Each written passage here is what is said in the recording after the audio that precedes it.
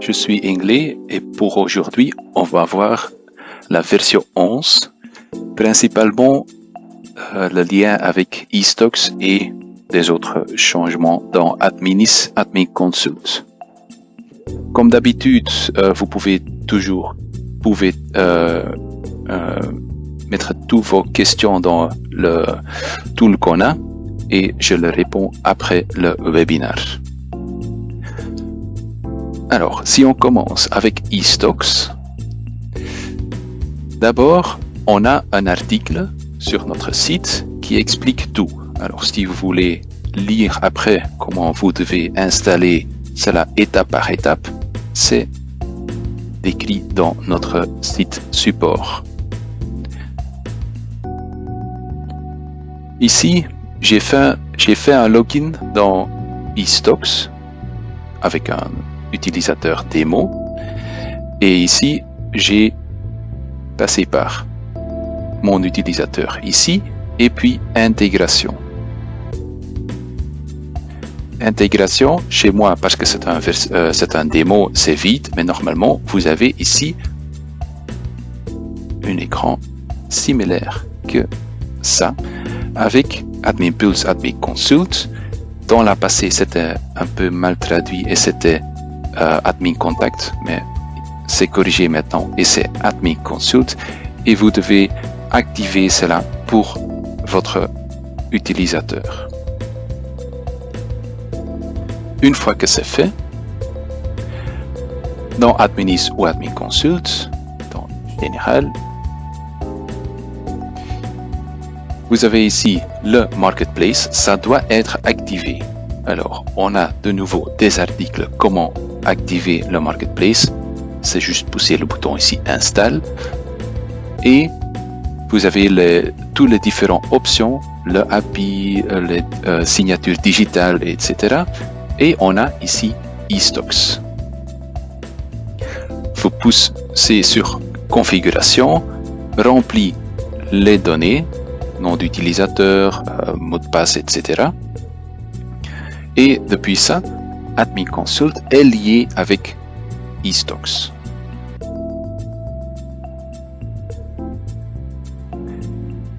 Alors, qu'est-ce qu'on peut faire? C'est dans Relations, Nouveau Relation. Maintenant, voilà, c'est le numéro TVA de Cineton. On a ici un bouton eStocks.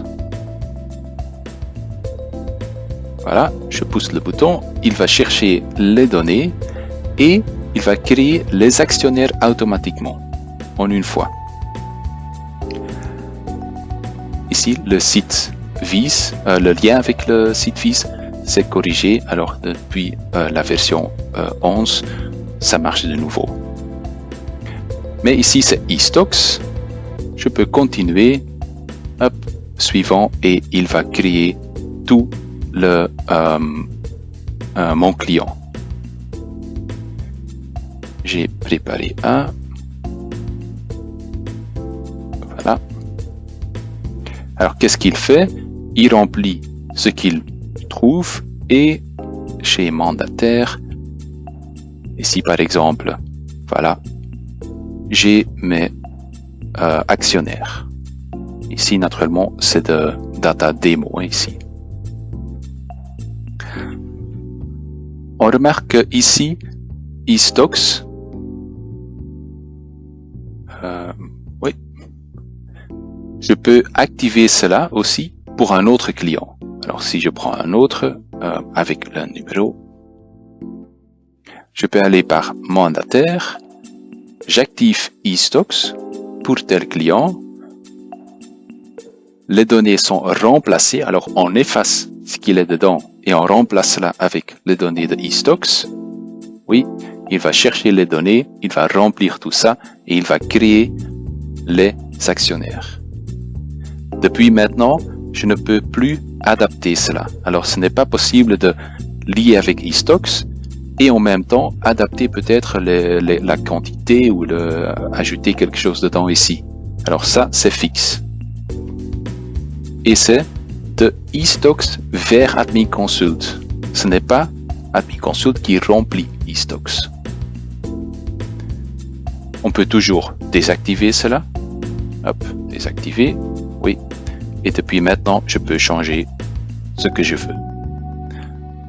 Naturellement, ici, eStocks off, ça veut dire aussi qu'il ne va pas faire un update. Alors normalement, on pousse eStocks, oui, il va créer tout et on laisse. Et tous les changements sont faits dans eStocks et chaque nuit, il va faire un update et mettre tout à jour.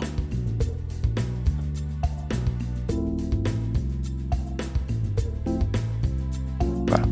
Ça, c'est le plus grand changement, c'est le lien avec eStocks. Alors, il y a des autres. Je cherche ici. Alain.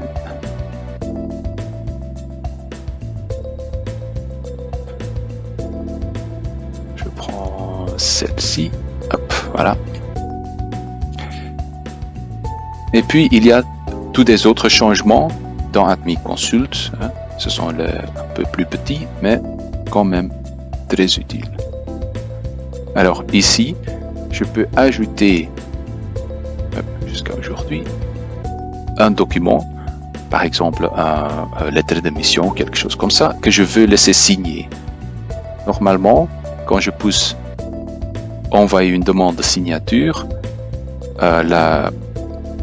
on montre ici dans la passée seulement les gens qui sont liés avec Contact ou avec les autres types de profils. Alors maintenant, ici, une personne physique peut être liée avec lui-même.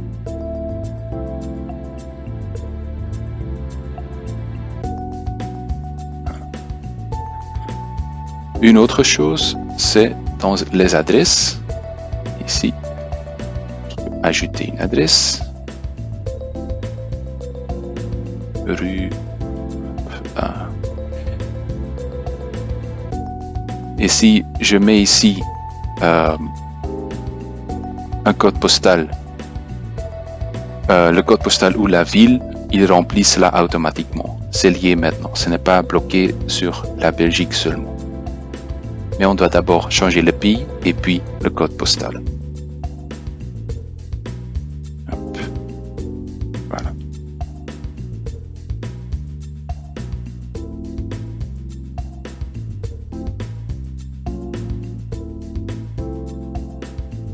Un autre changement, c'est dans juridique.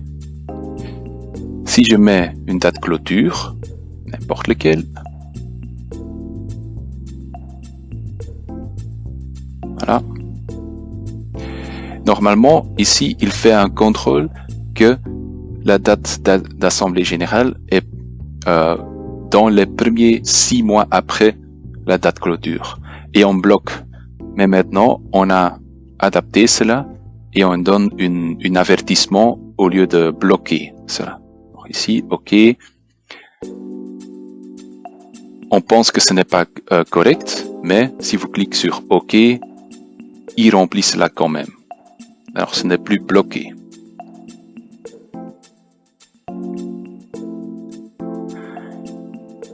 Dans les tâches, alors, hein, c'est le suivant. Dans les tâches, ici, on a ajouté de nouveaux types de sous-tâches qu'on peut ajouter. Alors ici, c'est la procuration TVA. Est-ce qu'on a une procuration TVA? Oui, non. La procuration d'accent web. Hop, comme ça. Et ici, hein, ce sont des dates. Alors, d'où est-ce que ça vient? Ça vient d'une relation, dans procuration. Et ici, on peut ajouter, ah, mais pour tel client, j'ai le TVA électronique, etc. Je peux adapter ça et dans les tâches, on peut ajouter cela comme champ et naturellement comme colonne. Ça pour les procurations, mais aussi pour l'anti-blanchiment, la date définitive et le synthèse, on peut ajouter cela dans le task flow. C'est peut-être utile d'ajouter cela sur, par exemple, une date pour la clôture de l'année. ici. Voilà. Ça vient de relation anti-blanchiment. C'est ça. Les données sont définitives. La date ici et synthèse faible, standard élevé. C'est ça qu'on peut montrer dans les colonnes.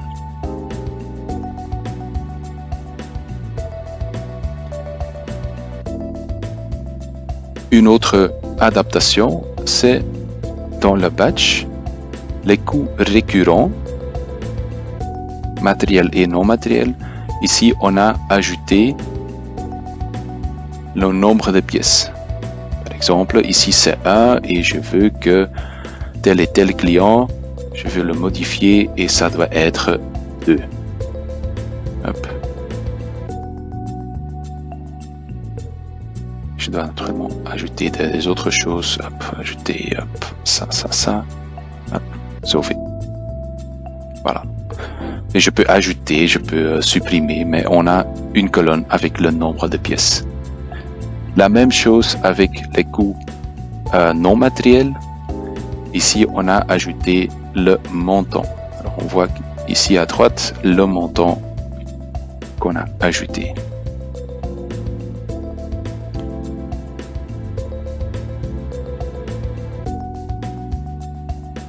Voilà.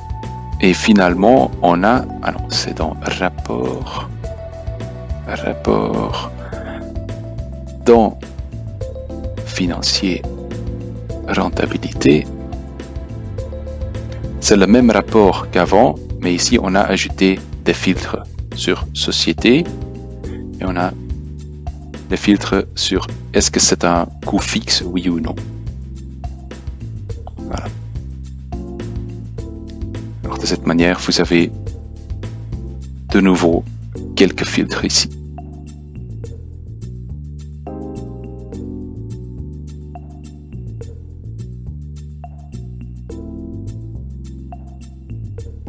Voilà, ça sont les plus grands changements de Consult Adminis dans la version 11.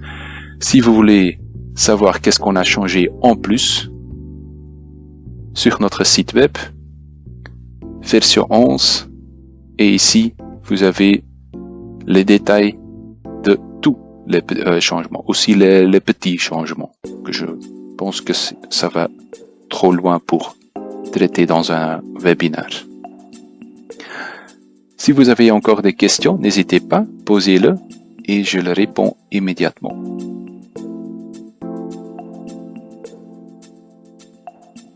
Merci pour votre participation et à la prochaine.